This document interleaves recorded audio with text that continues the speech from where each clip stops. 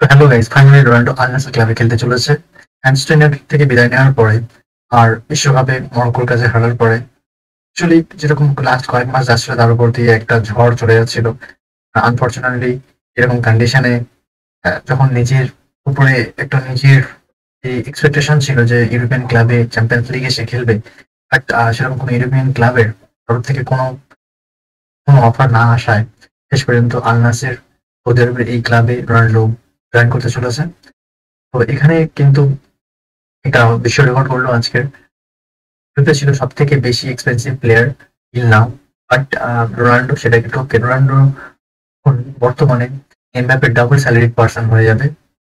তো most expensive ফুটবলের লিস্টে মোস্ট এক্সপেন্সিভ ফুটবলারের লিস্টে আবার রোনাল্ডো আসতে চলেছে। আল নাসের ক্লাবের সদস্যরা, প্রেসিডেন্ট, সবাই ভীষণ হ্যাপি রোনাল্ডোকে সাইন করতে পারে। তারা অলরেডি মার্কেটে জার্সি ছেড়ে দিয়েছে। তো আমরা কি এক্সাইটেড রোনাল্ডোকে আমরা obviously as a Ronaldo fan আমরা সবসময় রোনাল্ডোকে খুশি দিতে চাই।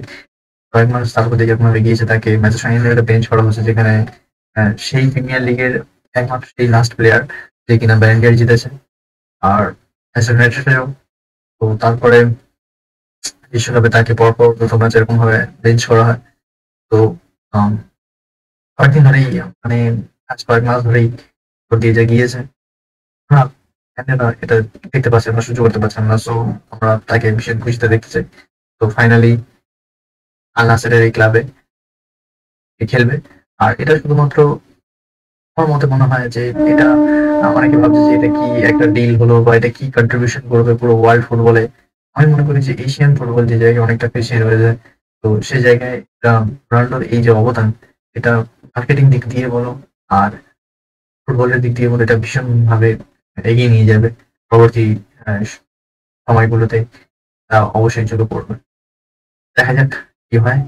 আহ, কেউ ভালো লেগে থাকলে প্লিজ লাইক করুন, শেয়ার করুন।